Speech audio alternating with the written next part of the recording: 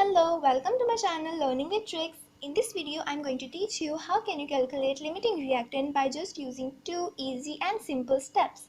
For example, if you're given a chemical equation like this, you just have to follow these two easy and simple steps. So the first step is balancing the chemical equation. You just have to balance the equation or check whether it is balanced or not. If it is balanced already, then it is well and good, but if it is not balanced, you just have to balance it, which is really simple. For example, in this equation, if there are 4 hydrogen here and there are 4 hydrogen in the reactants as well, so it means hydrogen are balanced. And if we check about oxygen, there are 2 oxygen in the reactants and 2 oxygen in the products as well, so we can see that this equation is balanced. The second step is to divide the number of moles to the stoichiometric coefficient. The number of moles can be calculated by the equation or they are mostly given in the question.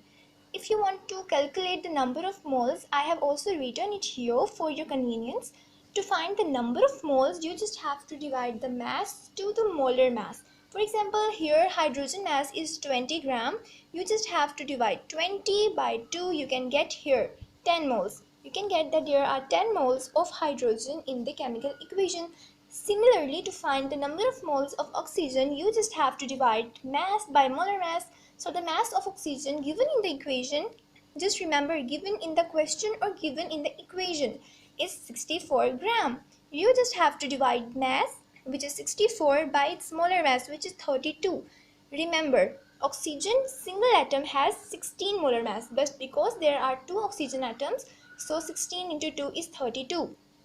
You just have to divide the mass by molar mass, so you will get 2 moles. So the second step is to divide the number of moles to the stoichiometric coefficient. What is stoichiometric coefficient? Stoichiometric coefficient is not such a difficult scientific term. It is just that coefficient which is written here and here. For example, in case of hydrogen it is 2, in case of water it is 2, in case of oxygen it is 1.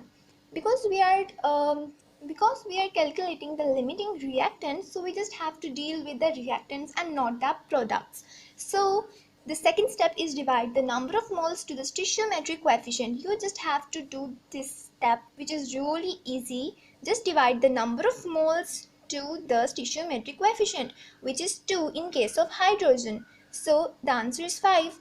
In case of oxygen, the number of moles are 2. You just have to divide N by Sc, which is stoichiometric coefficient. Stoichiometric coefficient in case of oxygen is 1. So you just have to divide number of moles to the stoichiometric coefficient. The answer is 2. So you can see here the answer is 2, which is lesser than 5. So it means 2, which is oxygen, is the limiting reactant. So in this video, we learned that by using just two easy and single steps, we can calculate limiting reactant.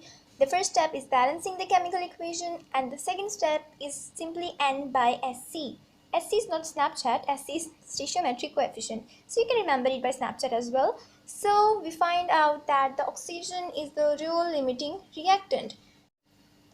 I hope you liked this video, and now you can easily calculate from any chemical equation the limiting reactant.